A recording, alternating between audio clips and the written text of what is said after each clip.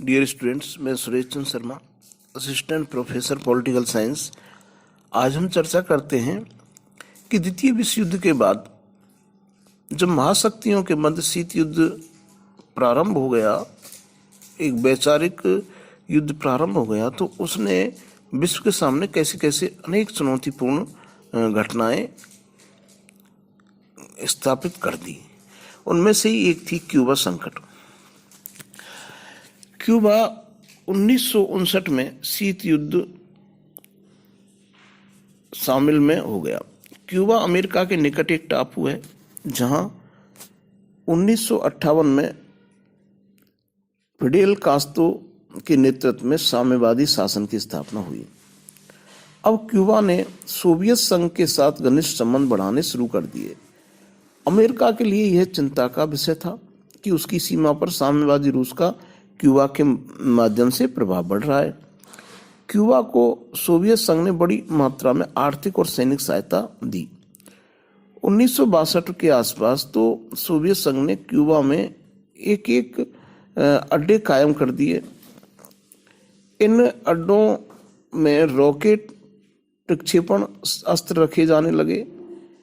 इससे संयुक्त राज्य अमेरिका की सुरक्षा को खतरा उत्पन्न हो गया।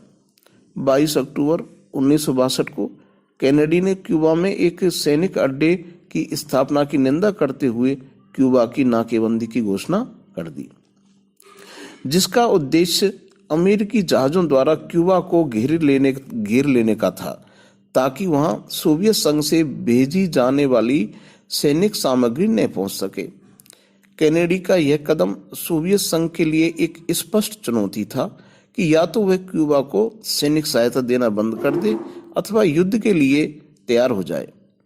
संसार परमाणु युद्ध की सीमा पर खड़ा दिखाई देने लगा। तब संयुक्त राष्ट्र ने तत्कालीन महासचिव यूथ थॉन्ट ने दोनों पक्षों से आत्मसंयम की अपील की। सोवियत प्रधानमंत्री क्रुश्चेव ने इस समय दूरदर्शिता से काम लिया और क्यूबा से सोवियत संघ के सैनिक अड्डों को हटाने की स्वीकृति दे दी। कैनेडी ने भी वचन दिया कि संयुक्त राज्य अमेरिका दोबारा क्यूबा पर चढ़ाई नहीं करेगा। यह संकट केवल कुछ दिनों का ही था, परंतु इसने अत्यधिक तनाव की स्थिति उत्पन्न कर दी। दोनों पक्षों को परमाणु युद्ध की भयावहता का बोध हो गया। तत्कालीन मंत्रणा के लिए मॉस्को और वॉशिंगटन के बीच दूरभाष संपर्क, जिसे हॉटलाइन कहा जाता है, कायम किया गया।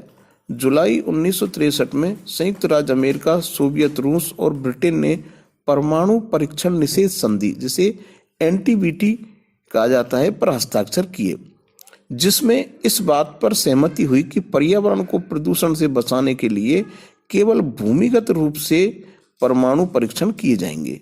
फिर भी शस्त्रों की होड़ जारी रही।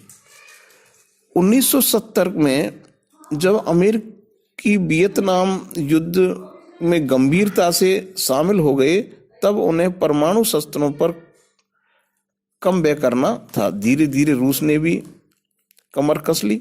1970 के दशक की शुरुआत में उसने अंतर्महाद्वीपीय प्रक्षेपास्त्र और अंतरसागरीय प्रक्षेपास्त्रों की कुल संख्या में अमेरिका को पीछे छोड़ दिया।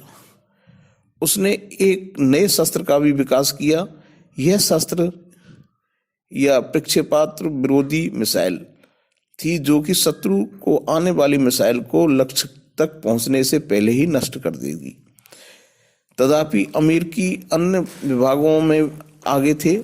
उन्होंने MIRV या multiple independently targeting anti vehicle द्वारा और भी अधिक भयंकर शस्त्रों का निर्माण किया।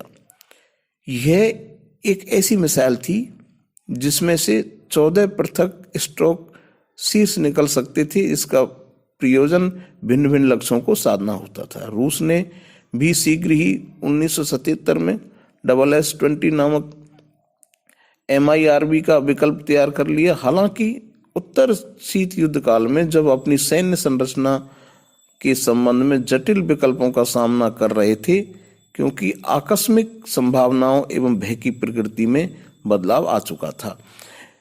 इस प्रकार हम देखते हैं कि शीत युद्ध के दौरान महाशक्तियों ने अपनी अपनी विचारधाराओं के प्रसार के लिए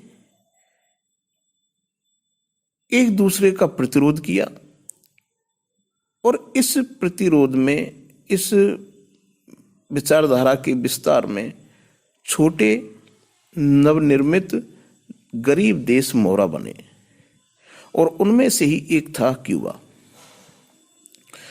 क्यूबा संकट हालांकि टल गया, परंतु उसने यह संभावना बना दी कि शीत युद्ध में कभी भी तृतीय विश्व युद्ध हो सकता था। परंतु यूएसएसआर की संयमपूर्ण नीति ने इस युद्ध को टाल दिया और क्यूबा संकट शीघ्र ही समाप्त हो गया। Thank you.